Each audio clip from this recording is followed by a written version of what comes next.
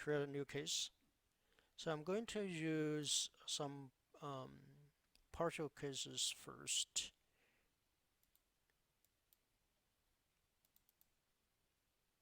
This is a typical thing, a very simple case. It's just a single unit I'm going to use.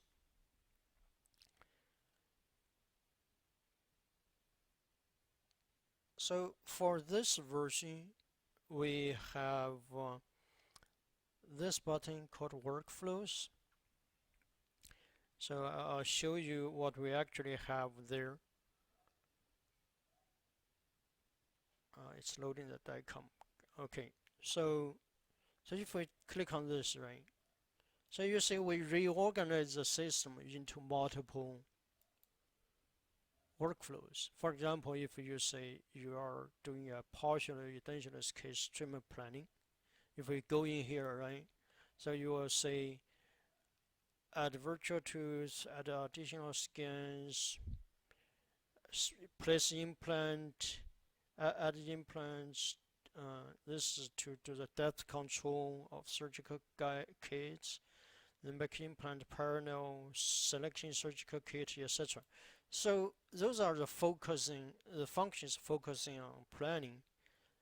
So you don't have to get to here, right? So basically, we organize the functions in different groups and with the order. So you can take a look at this. If it follows your regular process, that's perfect. If not, we can talk about this and we can make new workflows. So this is one thing for this new version I want to mention. Then for case preparation, it's our first page, right? So nowadays we can load any data you want. Radiographic guide, it's either CT or optical scan. Stone models, it's either CT or optical scan. You can also load denture design. So sometimes people have a digital design of dentures, so we can load denture design. And for this too, you can forget it now. Maybe later on I can speak to Penny to see if we can work on this together. And you can take impression scan. You can even take a face picture and overlay the face picture in front of a patient. So, so this is a post-treatment CT. If a patient has done the surgery and the doctor takes post-treatment CT, you can load it into the system, do a comparison, and find out how much deviations the implants have. So you got what kind of things here. So basically what we're saying here is you can load any kind of data representing bone, tissue, tooth, or whatever, but then we can put them together by registration functions, right? So that's fall into the case preparation category. I think your team has done so many cases. I'm expecting you are familiar with the case preparation already, so they can, how to, for example, scan the model, how to take CT scan, how to make radiographic guides. So I'm assuming you are good with those, right? You don't need further explanation, all right? Then let's look at the planning side of this. We do recommend you to follow this workflow step by step. So for example, now we have this, right? Then we can load the model scan. For this case, the doctor has preparation scan. They have antagonist scan, which is the upper jaw. And actually they had a wax up too with tooth wax up, but we're not loading that here, so we don't have the file in this folder, but I'll show you how this works. So basically we load the model scan. There, by the way, so we are not going to cover everything. I will mention something. functions. Later on, if you need, you can always email me, or we can say if we need additional scan, I mean training. So this guy is what we call a model builder. For this scan, it's already a closed solid model. That's fine. But if you get intraoral scan, right, it's only got a shell on the tooth area, got irregular boundaries of the tissue. That's typically what you are getting with intraoral scan. We can make a solid model like this from the intraoral scan with this function. So we can go into that. And also, if you right click here, I've got lots of functions here. Specifically, I want to mention this global model fix. So, very common situation is when you get a scan like this, there could be holes on the area between the two teeth, any two teeth, right? It could be the area as a situation like that. So for those holes and some other problems, this function will automatically fix most of the problems for you. So this this is very useful, especially when you try to design surgical guide, it fails. Then first thing you want to try is to fix the model by this function. So I want to mention that. Then now we load this guy. Then we can go to segmentation, adjust the area. So actually for lower, then we can adjust the threshold to something like this, so you can see a better bone structure and we're not getting too much tissue, right? So you know all of those.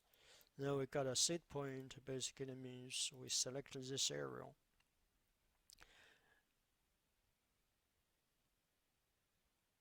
Now we got the lower jaw, right? So additional things for this, I guess very rare you need to get a teeth, but there could be a situation. I'm gonna demo that for you. For upper jaw, we know this area is sinus, right? So there are situations you want to create a bone structure, and you may also want to create a sinus area. So that this way you can show off to your doctors saying, hey, look, we can do this, right? It's kind of interesting and attractive.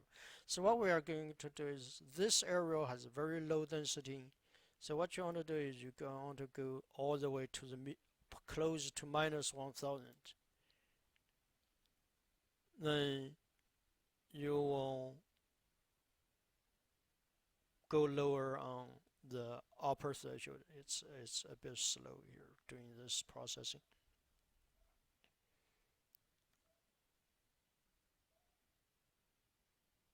Oh, because the area is too big. Let me make it smaller.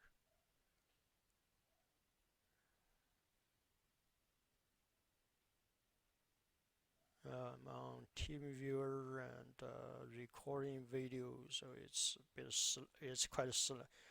Yeah, it's quite slow.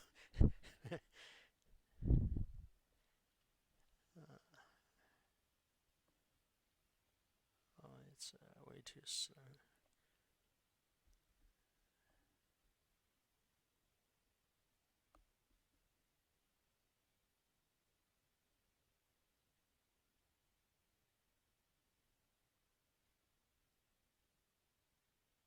I don't know why this is too slow. Okay, so let me get this area smaller. So let's say we're only trying to get this piece. Then for the upper value of the threshold, you want to go lower too. So if you go like that, you see this is sinus area, right? We know that the bone structure is below here. then we say, okay, I'm going to pick a point in this area. So, and also on here, maybe I need to pick a point too.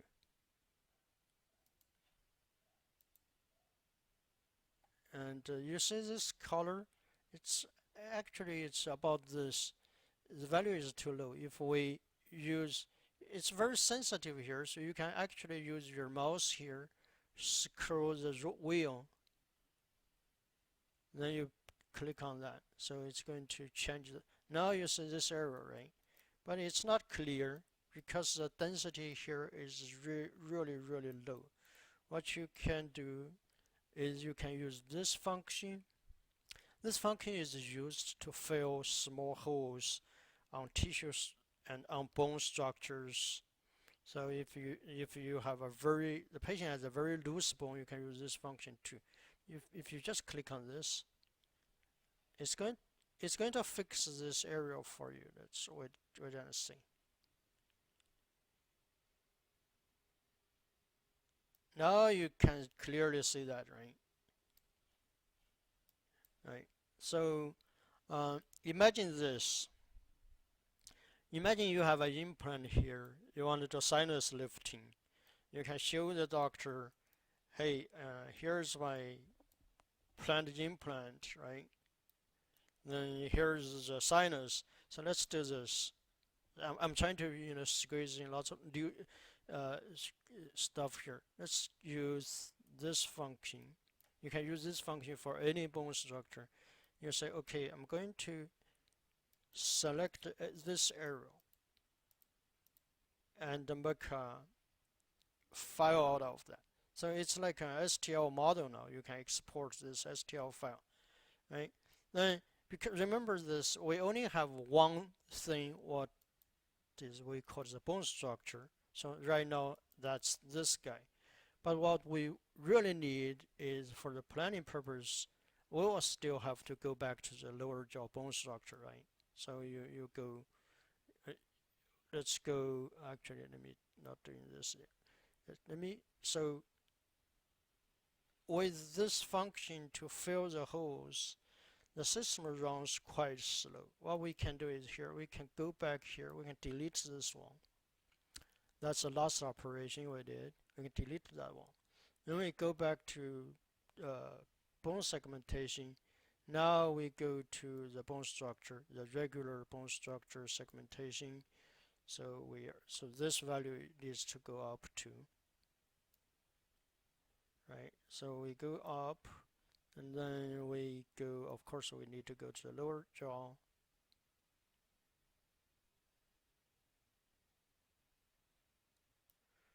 We go to the lower jaw. And now we have the jaw model here, right? So you see here we have the jaw model. That's a regular lower jaw model we have, but we just created this additional thing there. Later on, we'll see how we can use this model. Same thing. Any model here, you can use this function to cut a piece and make it a separate model out of the structure. So you can also do that. Now, about registration. Our regular workflow here is to register the bone model with the displayed here. I'll get into that a little. So then you specify markers. Let's play this one. Let's play this one.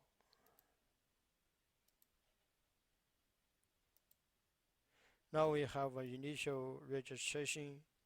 If you fail, this time it works right. I'm not very sure about the first time. Let's say if you feel this part is off, then you add a point here. It's going to redo this for you, and then you finish that, right? So that's how we do the registration. Let's reset this for a little. Very often we could see something. Actually, what we could say is you never can get a good results. Right? Let's get out of this first. supposedly. So we have seen situations you never get good results. Either the CT is not accurate or the model is deformed. Especially when you have radiographic guides, the markers could shift too. So what you want to do here in that situation, you want to use this distance function and say, okay, I'm going to pick a point here, and I'm going to find two feature points, for example, right? So I'll measure the distance. So from here, actually here, from here to here. Then you will tell the doctor, look, your model is not accurate. We have this much difference, right? So actually, this is a bit surprise to me. Maybe. So let's do another one. For example, we'll go from this point to this point. We go from here to somewhere here. And that's what you get. And then you can tell the doctor, look, well, this probably is okay, but there are situations you never can get good results, especially on the implant side. For here, for the posterior, especially this side, we probably don't care at all. It has scatters here too, but in those areas, it's important for the planning. You want to get those right places right, but if there is a problem, then you can use those functions to find where the problem is. Now we can click those lines, turn red, and use the delete key on your keyboard. Now let's finish the registration. I'm gonna specify points again.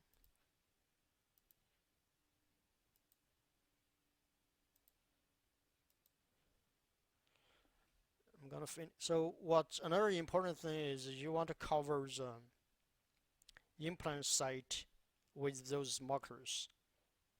So you don't want to select all the points on this side. Then what are you gonna do if there's a big deviation here, right? So you want to pick the points in this area so they can well align. And we finish this guy. Now we finish that, right? Then for planning purposes, you usually want to load, if you have an antagonist scan, you load it, it will automatically drop in here. So that's when they scan the lower jaw, they scan the upper jaw together. Then this virtual tissue model is to find the gap between the model and the bone structure. So because anything between the bone structure and the model is considered as soft tissue, right? As a gum. So if you say, okay, I'm gonna do that, we generate this model. It's going to show you the colors, meaning it's going to show you, for example, here the tissue thickness is about 4 millimeters. It's a bit thick. Anywhere else is very thin, and on the tooth structures we have a very good match. So it's a visual tool for you to check if they match well. And on the other hand, this function has another purpose. This is insertion direction. We not only calculate the tissue, we also define the surgical guided insertion path, which is basically the screen orientation. So that will help the doctor to visualize the patient's soft tissue thickness and help you to check if the model is aligned properly. For full arch cases, this is interesting because when the patient was scanned with radiographic guide, right, there is a situation, the possibility the denture is not properly sit on the patient's jaw. You just don't know because the patient closed the mouth, or it's in the patient's mouth. You don't even know if it's accurately placed, right? Then then after you take the CT scan, if you do the after registration, if you do this, you will see on the tissue model. In that case, there's no teeth, very likely. If you see one side the color is yellow and another side the color is all green, means this side has a gap bigger than this side, right? So that basically could means the denture is not really sit on the patient's mouth on this side. There is an extra gap between. So that will be helpful for you to identify the problems with radiographic guide scans. So that's another helpful tool. And nerve channel, I'm sure you have done this, so we can go really quick. What we want to do is actually we want to define the arch curve. If you double click here, you can define, you can drag the arch curve into the middle so that we regenerate this cross section. Then you can better see the nerve, right? So that's the nerve. The way a typical process is you go to here. This is the exit. You pick a point. You use your mouse wheel to find another point. It goes to a middle a little. You don't have to follow that. You can say go here. I'm going to the distal side to finish this. Right click to finish. Then you go back. What you can do is you can go back to this point. You can right scroll your wheel, go back to this point, right? Then you say, okay, I'm gonna add another segment. Of course, you can just use one to go to the medial side, go to distal, but you can create multiple segments, and then you right click to finish. So you can end up with something like that, right? And another thing for this is in this area, in the upper jaw, this channel, right? That if we double click this this area, actually on the upper jaw here, right? So this one, this channel, it's also something you don't want to hit when you are doing the planning.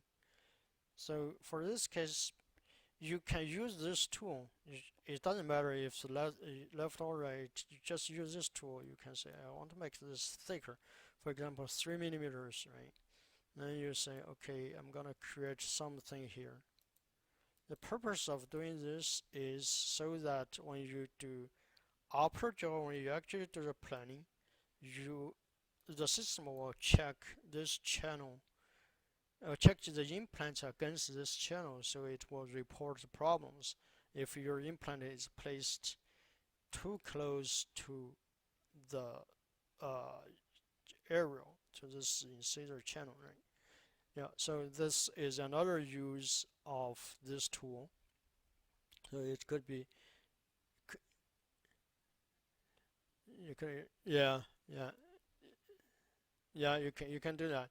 And also here, so if we do the right side, you click on this point. Let's say here use middle mouse to go up. You see here's the channel, right? You can use the two views to work together. You click a point here, then you click a point, then you finish the rest. But the first one, you right click to the first one to get into the channel can go from here. It could be quicker. So that's another thing about nerve definition. It could be helpful too. Now we talk about the implant placement. I'm sure you have gone through a regular process, so we'll just place one here. So we choose that. We choose the implant. So this is a regular library, and you have surgical, right? So, but you also work with other implant companies. I mean, other implants, right? When the doctors have other implants, right? So occasionally, let's add this first. So let's say we do a 11.55 millimeter. We just randomly put place implant here for now.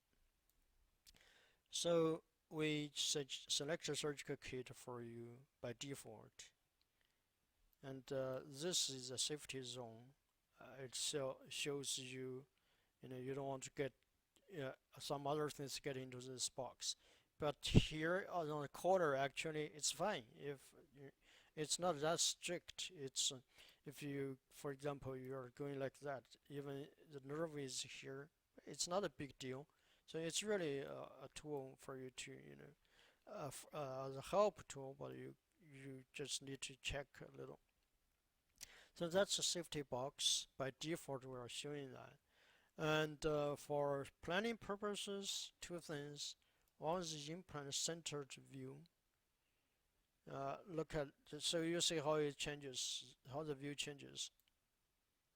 So regardless how you move the implant, it always centers the implant in these two views.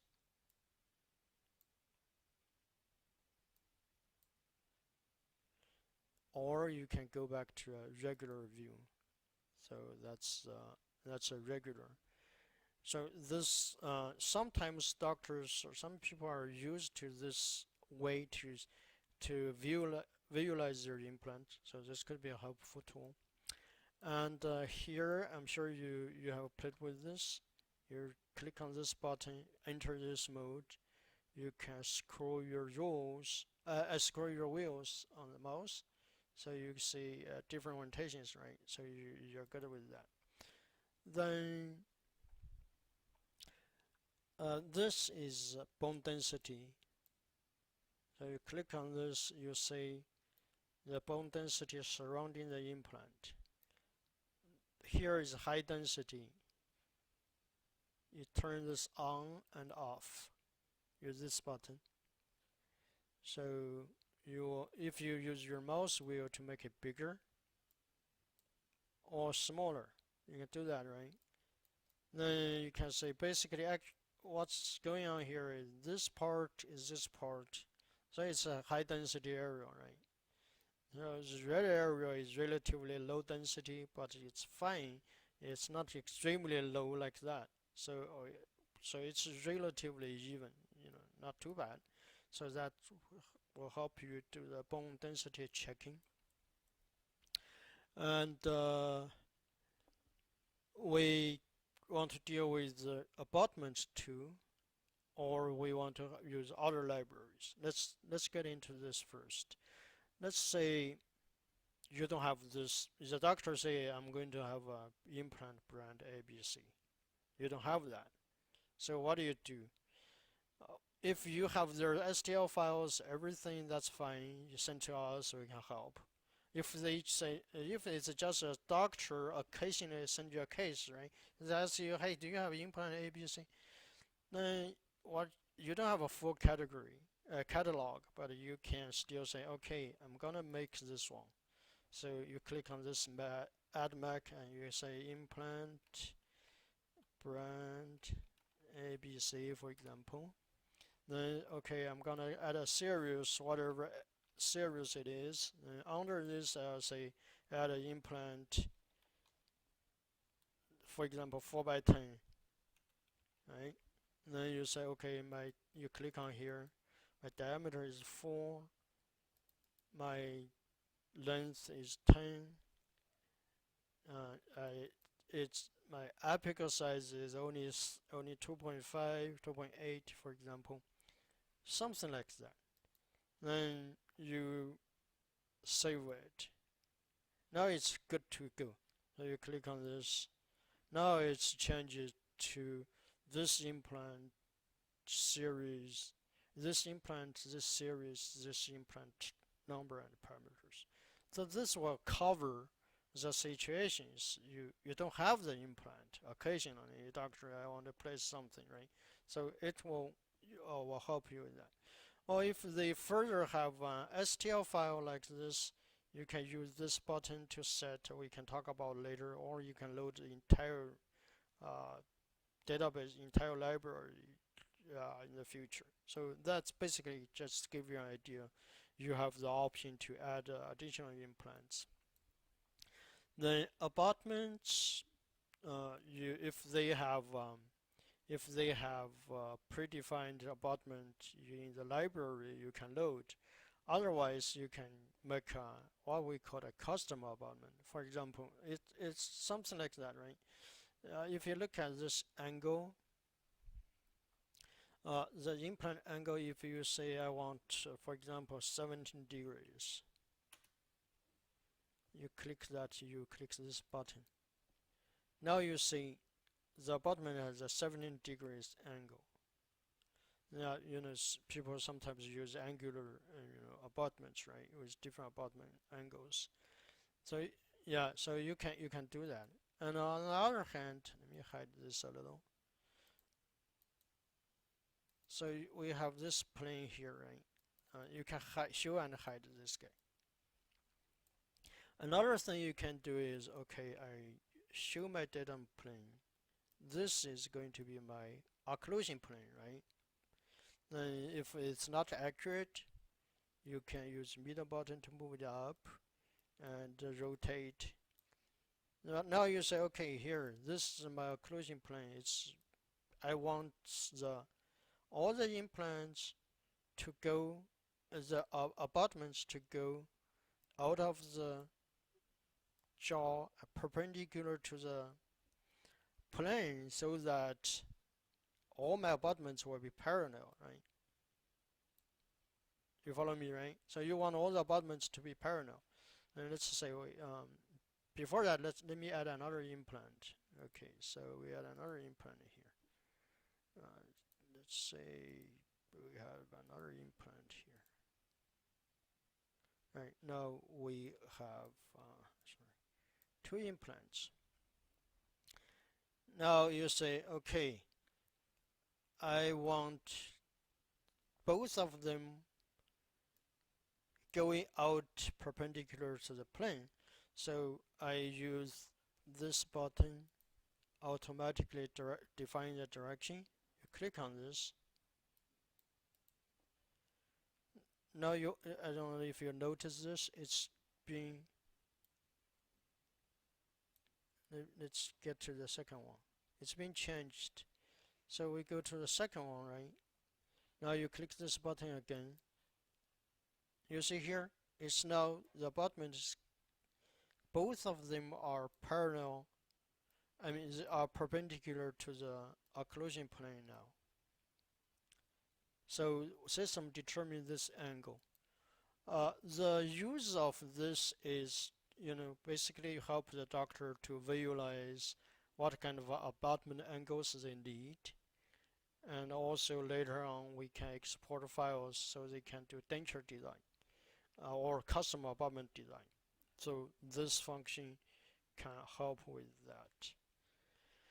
So another thing is, of course, tooth extraction. Let's go back to this implant. So I'm gonna move this implant to here. Right, now we have two implants. This is number one, and yeah, what you do here, if you use middle button, it will switch to this plane. So now we have two implants here, right?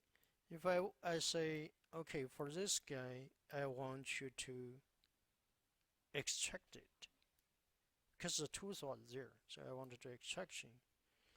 Then you click on this button. Okay, later on when we design guides, this guy will be extracted. one thing important to know is when you do the planning, you see this yellow line, right? Later on the surgical guide, we're going to add a hole along this direction. So all you really need to do is you want to make this point, this line, the longer side going out and perpendicular to the arch, something like that. So this way we can make sure so this one we want to adjust a little too. This way we can make sure later on the guide is designed properly. So that's about, so I'm going to make this smaller. So that's about the extraction option. This one you don't really use often, so we'll skip that. Then depth control.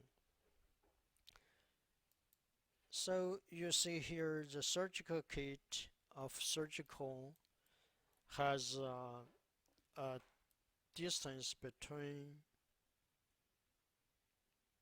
let's measure the distance between top to here. That's 9 millimeters, right? So that's what we call the prolongation value. That's by default, that's defined by the surgical kit. If you look at this parameter here, the prolongation value is 9, right? If you click on that. So the prolongation value is 9. And if you say, okay, let's put it this way. Let me drag this implant lower. Now we have an issue here, right? The sleeve getting into the tissue.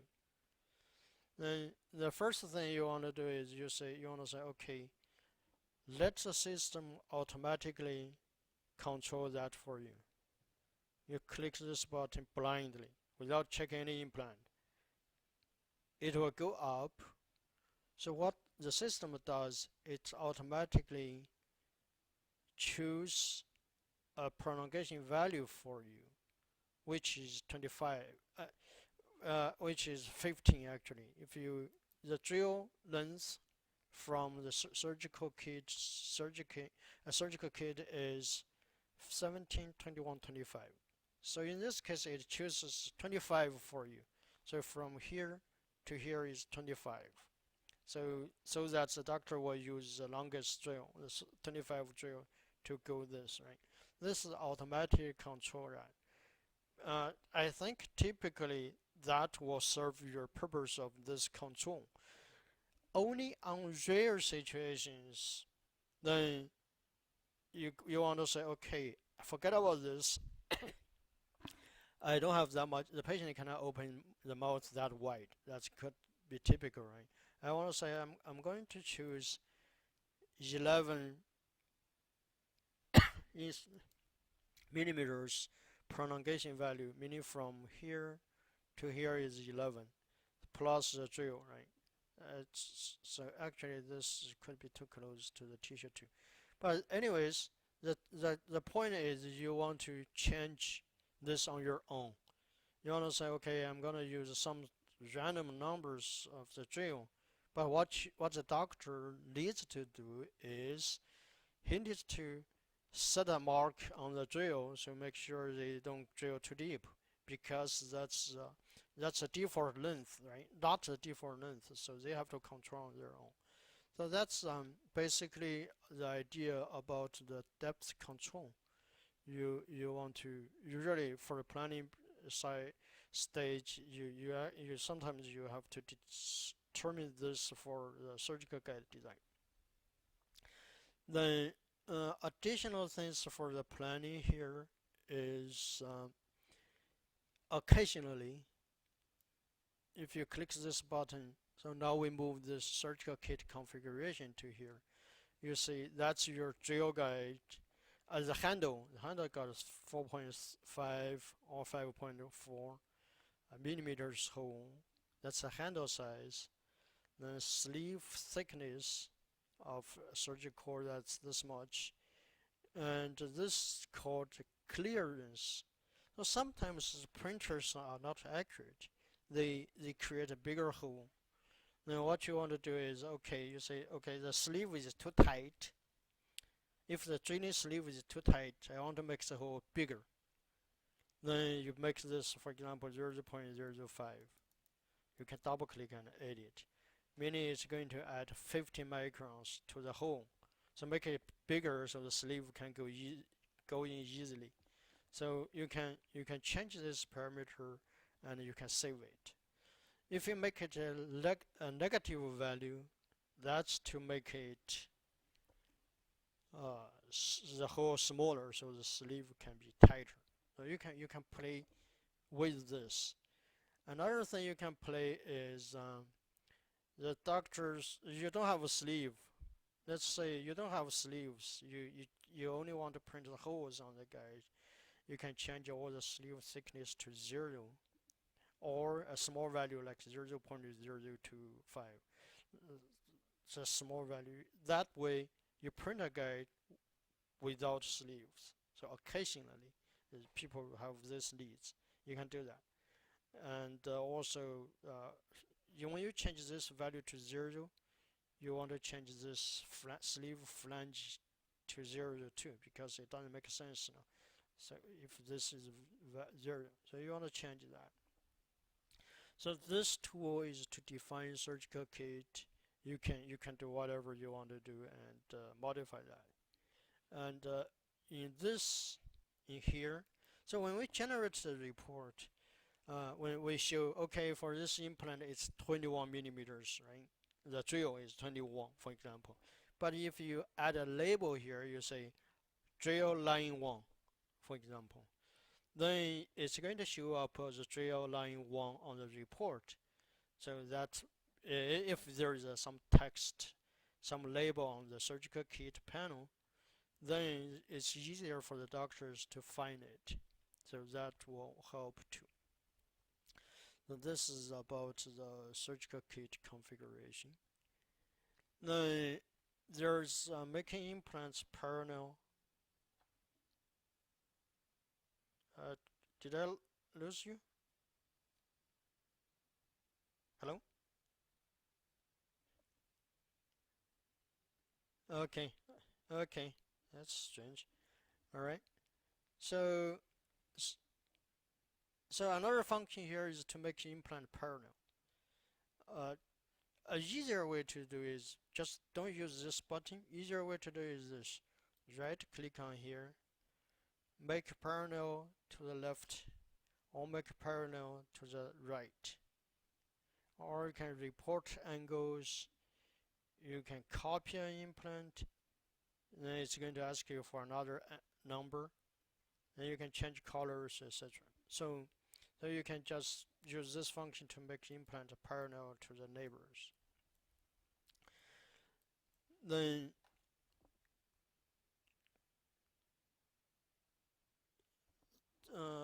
delete implant, go into next implant, back to previous implant. Those tools are here. And then we can go to anchor pins. Oh, let's do this on the full arch case for anchor pins. Bone reduction, bone sinus graft, you don't need those for now. Error simulation, this could be cool to show to the doctor. It's not, practically not much use, but I'll show you how this works. So we have placed 2 implants, right? Let's say you're going to make the surgical guide, and the surgical guide, the printer has an error of, let's say, 75 microns. So we know the printer is not accurate, they have errors. Then same thing, the position of the hole, they can have errors. The angles, let's say the printer might have 2 degrees angles, who knows? Just assume random numbers, right? So then what I was trying to show you here is, look, if I assume fill in some parameters, then I'm gonna run this.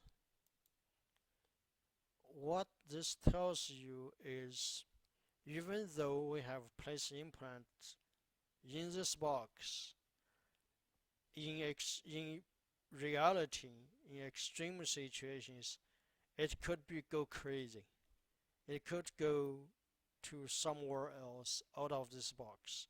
You never knew because the surgical guide or has problems, right? So basically, what this tells us is if we say, okay, the printer should be more accurate. Let's say the printer is more accurate. For example, like object printer. Are you guys still use object printer? Let's say we use a more accurate printer. Now, oh, this one, registration error.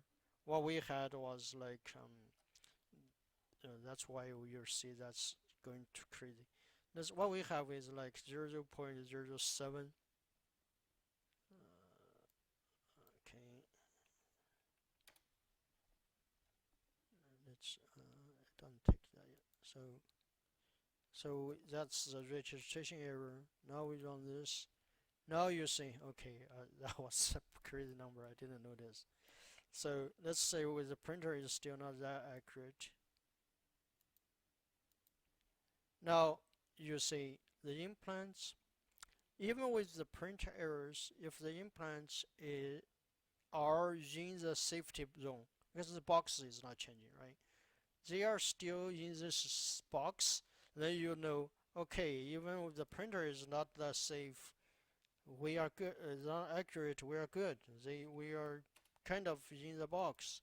We will not go crazy. The implant will not go out of the box, right? So that simulation tool is actually a cool thing to show to the doctors because you're doing planning. This kind of things is very unique. Nobody else has this, so you can use this one to show off your cases. While this is running, you can still move the implant. So this is one thing, right? They're still running. You go back to here, but you go back to place implants, do this, do the bone density view here, right? Then let's do a little bit more here. Now I'm showing bone density, right? Well, actually, let me. I I, I, I wasn't right. Let me turn off this one. So we stop running this, right? Now we go back to implant placement. We show the bone density here now, right? One more thing here to show off the kit designs you have is if you go to here, click on this, see what's happening now. It dynamically changes the size of the area, so we show you see the bone density area. Same thing. If you don't have to screw your mouse, you just move your mouse here.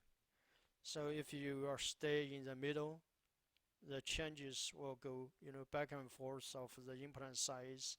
So you go back and forth. You can view the bone and the implant like that. So you just move your mouse there, it will go back and forth automatically. That will help you to check the case too. So this is another tool you would want to show to your doctors. Now you finish this, you get out of the tool. So those two functions are very unique. Nobody else have that. And then you can show the doctors you can do something better, something unique. So that could help you. Now another thing for planning, which is very important, is this, what we call snapshots or screen captures. So here I'm gonna show you first. Let's say on this implant position, right? Let's say I do a measurement between the bone and the lingual, the buccal side of the bone and the implant, right? So I know there's enough bone here somehow. Now then you say, okay, I'm gonna capture this image by this button, right? Then you say, well, if this number is enough, or whatever comments you want to say, you want to say, for example, uh, bone thickness is enough, or is not enough, or whatever you want to say, right? Then you can OK this. It's going to show up in your report later on. So, so this one too, you say here, whatever you want to say, right? You can capture this image. Let's say we put random things there, and this button will generate the X-ray view for you.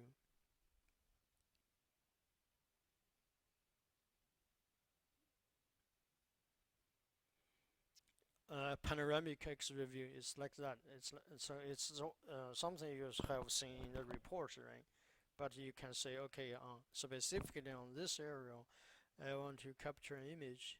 I want to write whatever I want to write here. Right? Now you have 3 pictures, so you can order those. For example, you select this guy, you go up and down. Sorry, you select the picture. Wait. Oh, you select the whole line. You use this one to reorder the pictures. You can do that. And we shipped a default viewer. You can click this guy, use the viewer to view the image. Oh, it's not our default. It's in other tools, right? You can, for example, on here you can write a text, right? Whatever you want to write, even label this, right?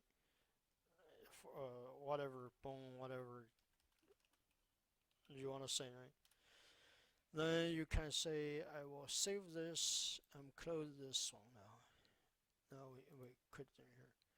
So this guy actually, let's see if it's, oh no, so you see here, it's, you saved it, it's, you add the additional things here, right? So that's a tool you want to use for the images, and you can use this one to edit too. That's our tool. So that's about the picture and the comments. A very useful thing I think you can gradually build this is here.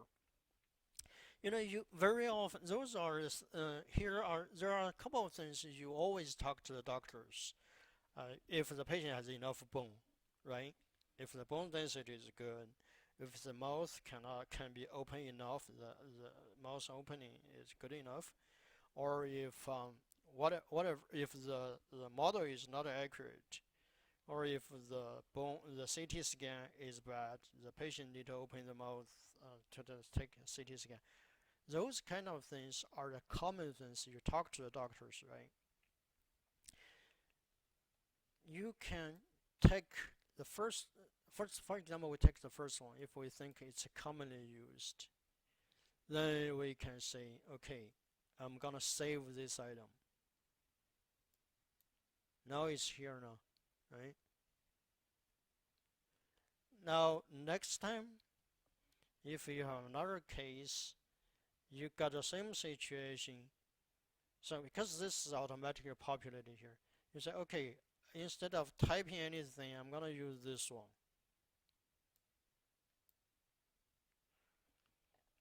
Assuming you have 20 messages here, so every time you want to capture pictures, you go there, pick one, go there, pick another one. So you can, this way you can standardize your communication with the doctors.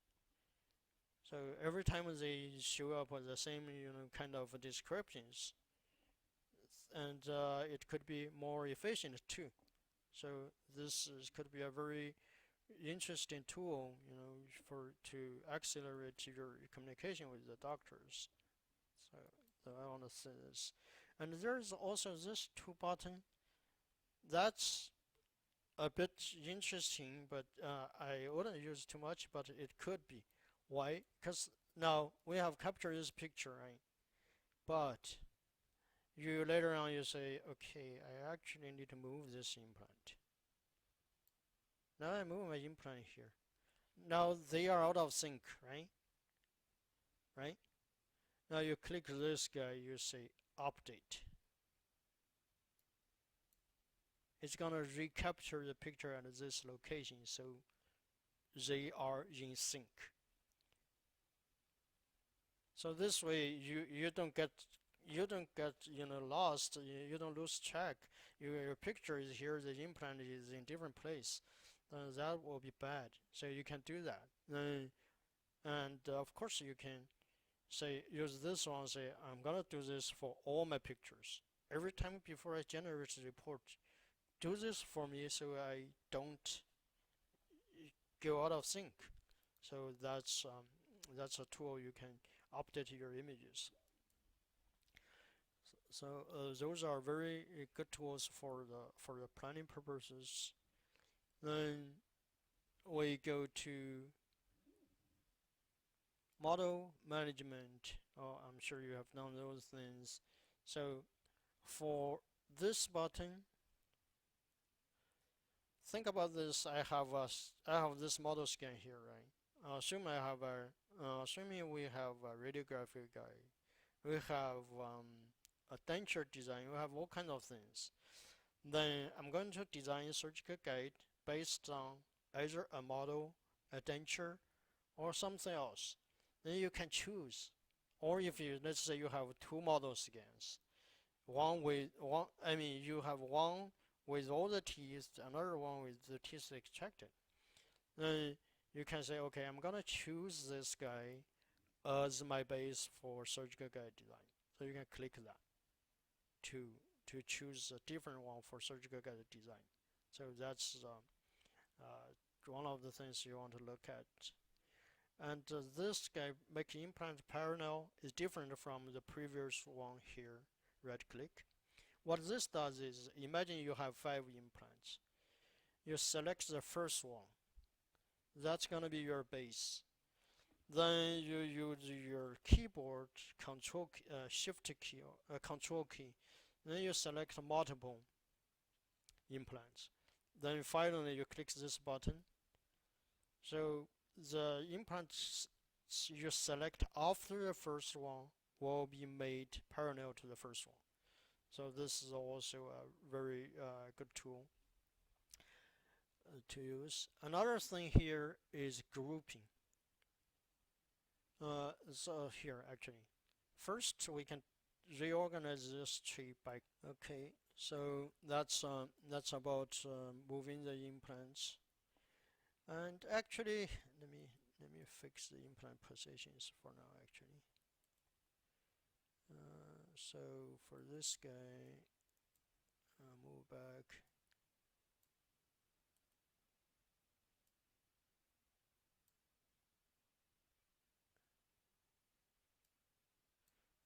Move the implant back. Now, actually, we forgot to mention this one. If we go to here,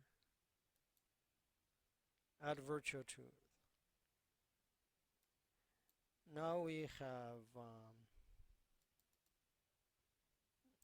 I think I was doing 21 or something. It should be 20, but whatever.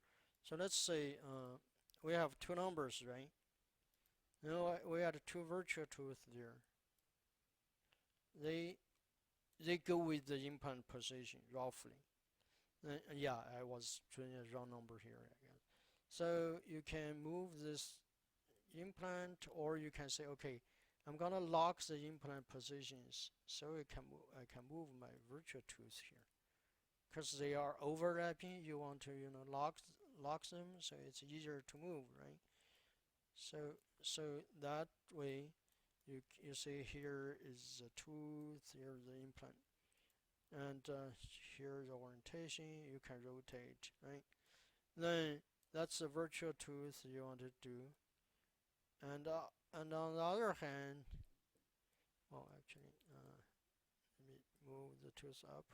On the other hand, you want to say, okay, now I want to change the size of the tooth. It's too big, right?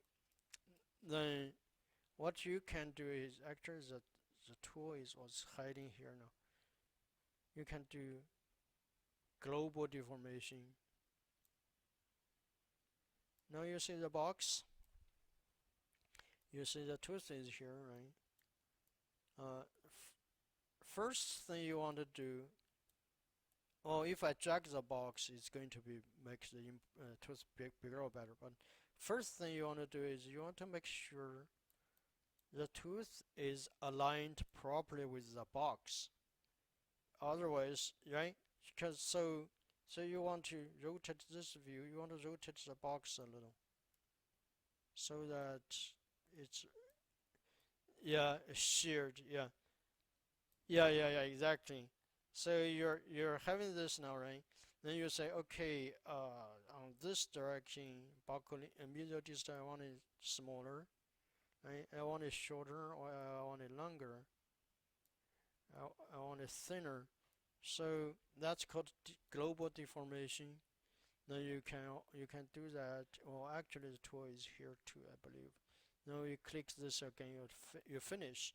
So this way you can change the shape and size of the virtual tooth of a virtual tooth. So that's another thing we forgot earlier. So actually it's very important. You want to use this one, for the planning purposes too. Yeah, and of course for implant you can unlock the position like that. So yeah, let me see. Yeah, pretty much we cover all the planning functions. Let's see if there is anything for the planning we missed.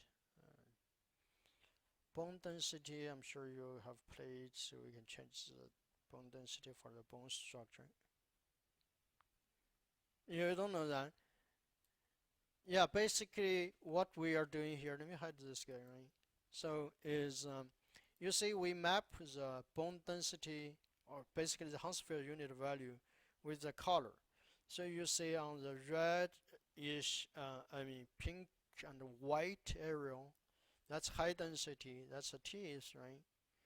And on middle is just basically those are the tissues. We don't have it here because it's all bone model. But you can, and also you can, well, if we go here, click on the bone, that's a default bone quality mode. If you just pull down, you can select a different color scheme. So they are different, right? So you see that, oh, I don't know why it's changing the tooth model actually. You click on that. So yeah, I think it jumped to the first one, I think. So this way you can change the color of the bone. And well, let's talk a little bit more about that. So if let's say that's a bone density mode, right? If you want to capture nice pictures for the doctors or for a presentation, for sales, whatever, here's what you can do. You go to the bone area, right? You select that guy. Actually, you for bone models, if you make it translucent, it looks much nicer. And then you make it brighter.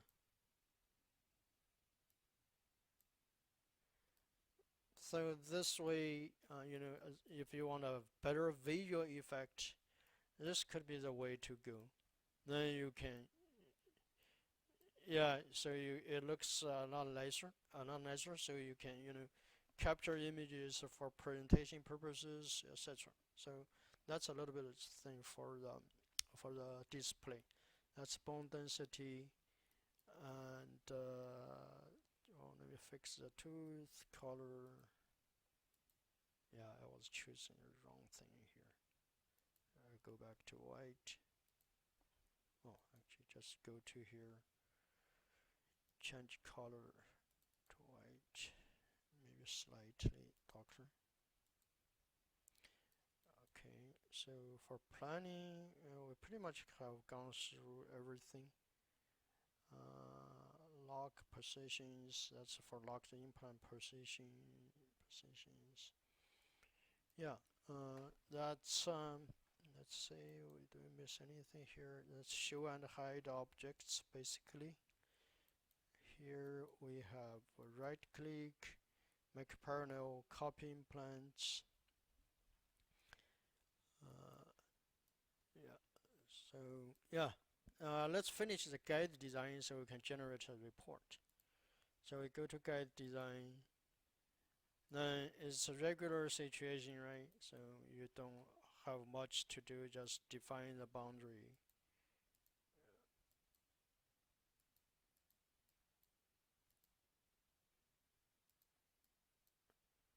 For here, you don't want to go too low. You want to be really somewhere in the middle of the two. We go here, and the buccal lingual side you can go lower because that will help to support the guide. Then you cut this area, then you generate the guide. That's it basically. Then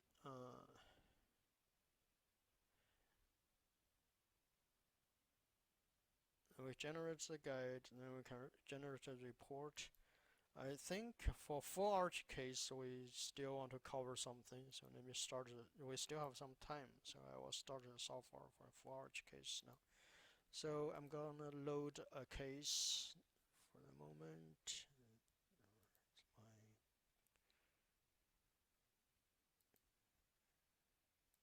full arch case. Take a full arch patient scan.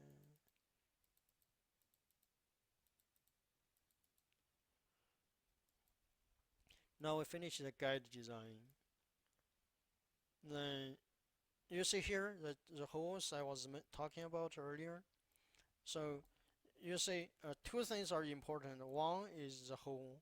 Another thing is for tooth extraction, we add this block.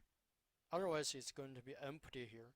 So this block is also follow the direction of the yellow line when you place the implant.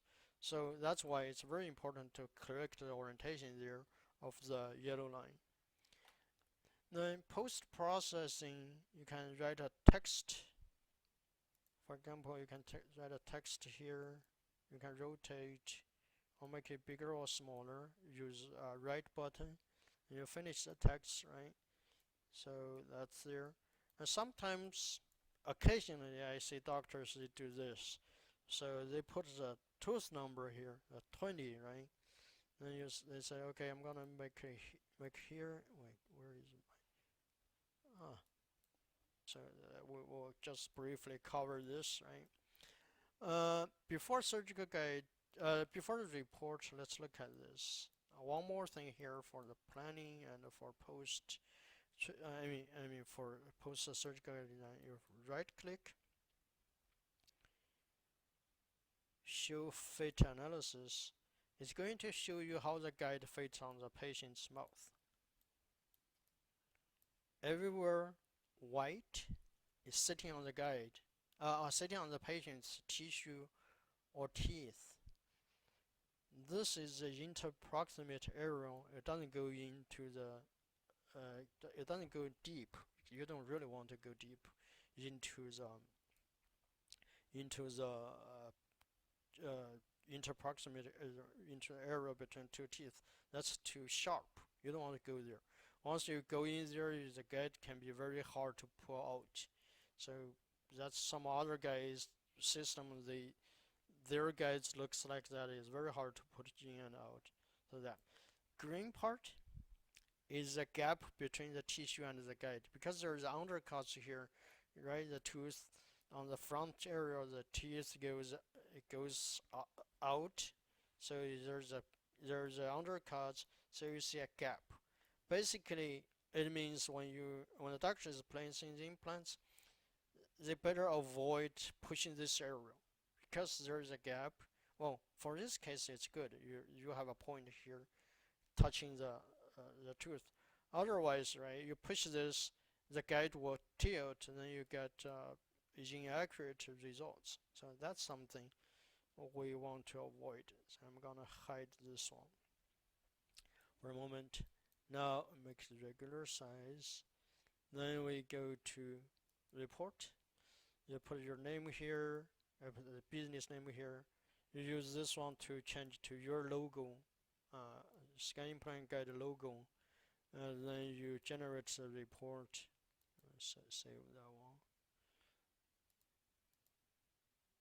So you have same report all the time. So I'm gonna just do one. So this is new version. We have the PDF format.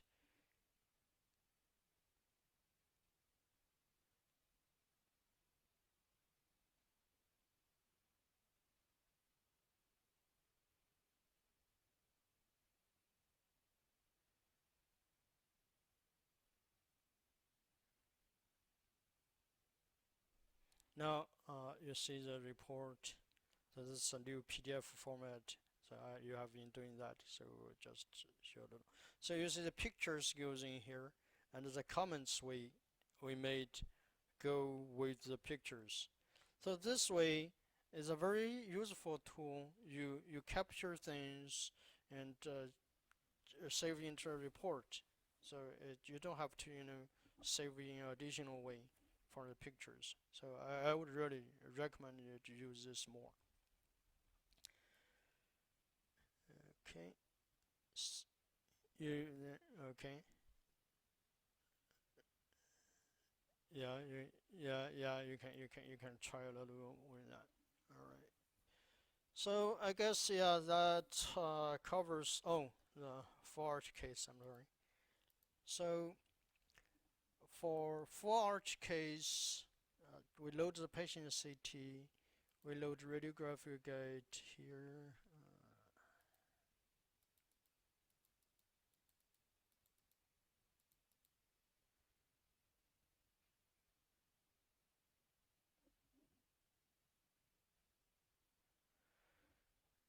Now, for registration, if the radiography guide was made well, the registration is automatic, as you know that, right?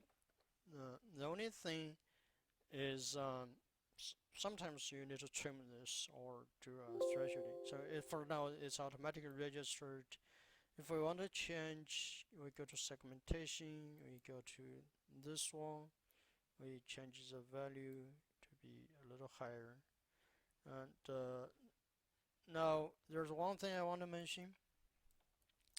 Well, first of all, we can trim the stuff, right? We can just, for example, we want to move a bit like that, then we can do that, right? So, which you know it. And again, there are situations you don't know what value is supposed to be. So, because we know regularly it's around this range, but it's doctor, you never know, doctors can use different material. So, in case you are not sure, what you can do is you can say, okay, I'm gonna measure this distance, for example, from here to here. Then you take the physical model. In case you have the physical model, you measure that. If the distance physical model is, for example, 63, then you will want to try to lower this value so it will slightly get bigger. But if well, things happens like this, it's too much. If the value is still not right, meaning the guide or the scan wasn't good, right? So that's a help tool. And on the other hand, because when you change this threshold value, this size is changing the size. So that this side. So unfortunately, all CBCT scans are like that. You cannot avoid that. But if this is too high, the value is too high, this empty size will be too big, then guide could be loose. If it's too low, this side is tighter, so the guide could be tight. So that's a little bit of play here. Just be aware that in case you are having issues, you really want to check the size. I want to mention that. Then for arch case, we haven't talked about anchor pins, so we'll talk it right now for a little. Actually, oh, actually, I go mouse, change my size.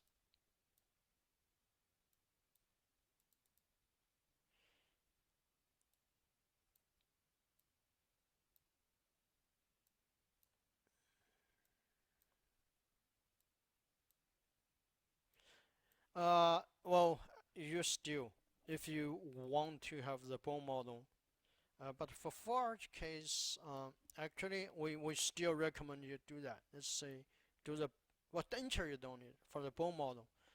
Okay, let's do that. So we change the threshold of the bone model, right? For the upper jaw, I think it's about 200, 300, 200 side range or lower. Then you pick a seed point. You still we really would recommend you always do the seed point thing so you get a segmentation of the bone. And if you feel you want to go lower of the threshold, you use your mouse wheel so that you can have a finer control. Then you have the bone model like that. I would still recommend you to do that.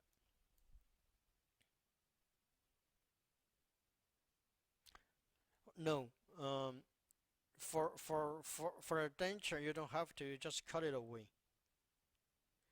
You mean here? You don't need to get the markers. You don't need to get the markers. Instead, actually, you shouldn't get the markers. It doesn't impact your registration here. Now we go to registration, right?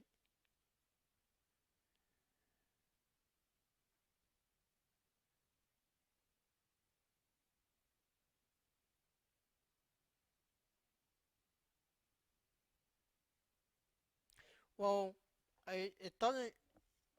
Uh, Actually, it shouldn't matter, but you should load the radiographic scan first, and when you do segmentation, it's focusing on the bone. It shouldn't you shouldn't do that. But if you see here, when we get to registration, you got the markers automatically. You don't have to deal with that in the segmentation. And because this has been registered, I'm gonna reset this for now. Now, for registration, right? I actually should mention this. Should talk about it a little. So you see those markers, right? And then all you see is those things on the lower jaw, right?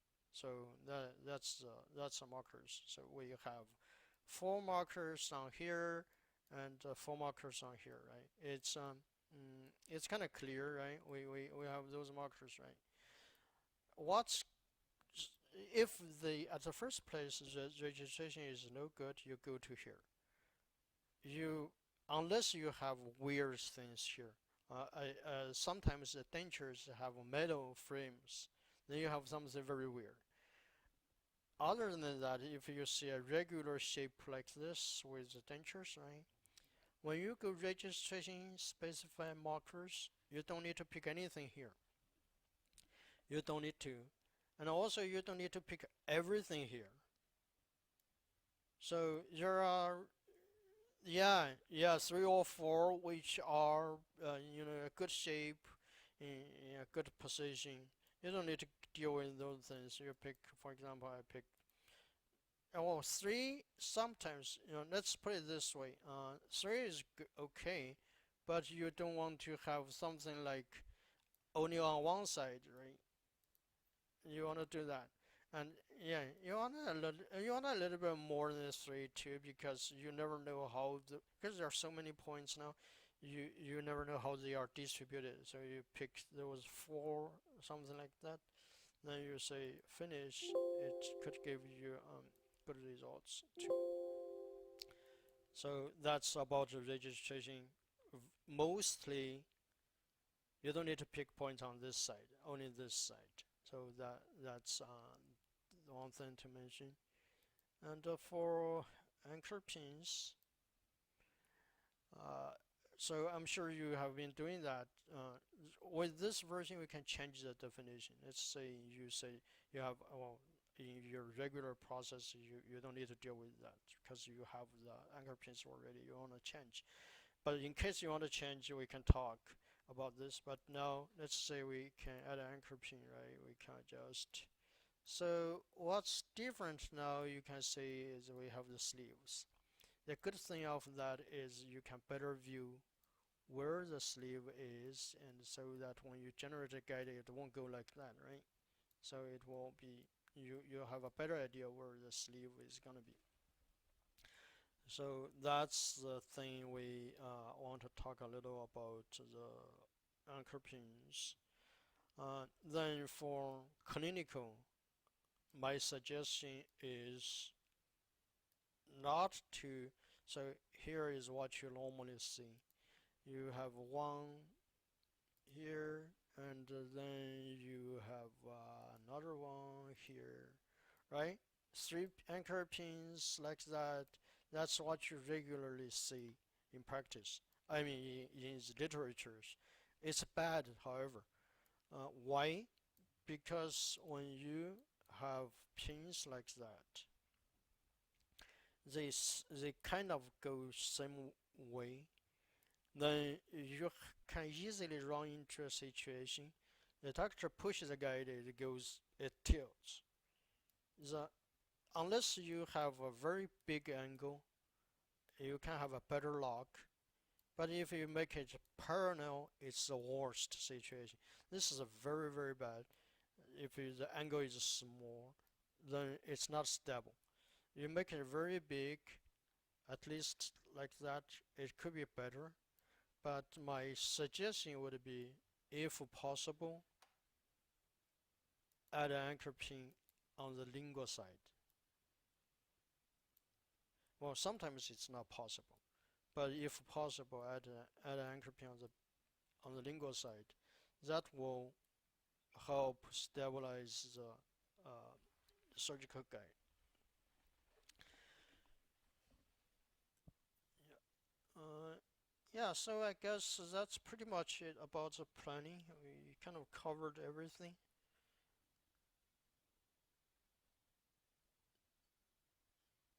So, all right. So I'll try to edit the video a little bit, and I'll see if the audio is good. Then I might send it over to you. All right. Okay. Thank you. All right. All right. Thank you. Bye bye.